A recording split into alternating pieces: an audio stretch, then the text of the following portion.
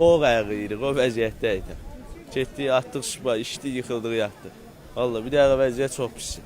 Tuaya çağırırlar, getmək olmur, yaşa getmək olmur. Ölü də pulla olub indi.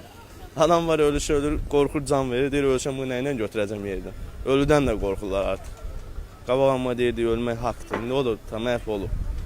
Ümumiyyətlə, çox pis vəziyyətdə. Yəni, bu getdiyimiz yerlərdə bu məşğulluq idarələri var. Gedir, işqalatla çay içirlər. Otururlar qoltuqda belə-belə fırlanırlar. Vətəndaşı araya qoyurlar.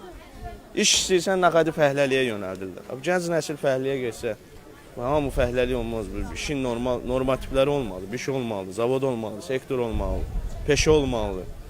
Bu alver nədir ki? Elədin staj yazılmır. Sabah mən 50 yaşımda kim gətirib mənə pul verəcək? Kim çörək pulu verəcək? Bir gün getmişəm pensiyanı çıxarmağa, evdən bir iki şey tapşırıblar, buraxmayıblar pensiyanı.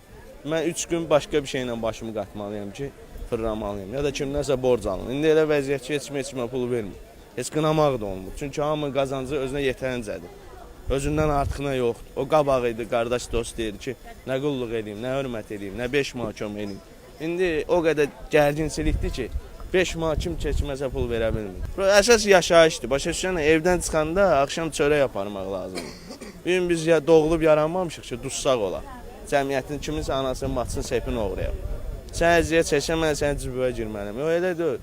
Elə olmalıdır. Amma yetərincə cibində pul olsa, kiminsə cibinə girməyə nəyə lazımdır ki? Bir gündə oğruq başalıb gedir, cibgiriyi başalıb gedir. Yata bilmirsən, adam qorxur. Nəvə gedir, nənənin cibinə girir.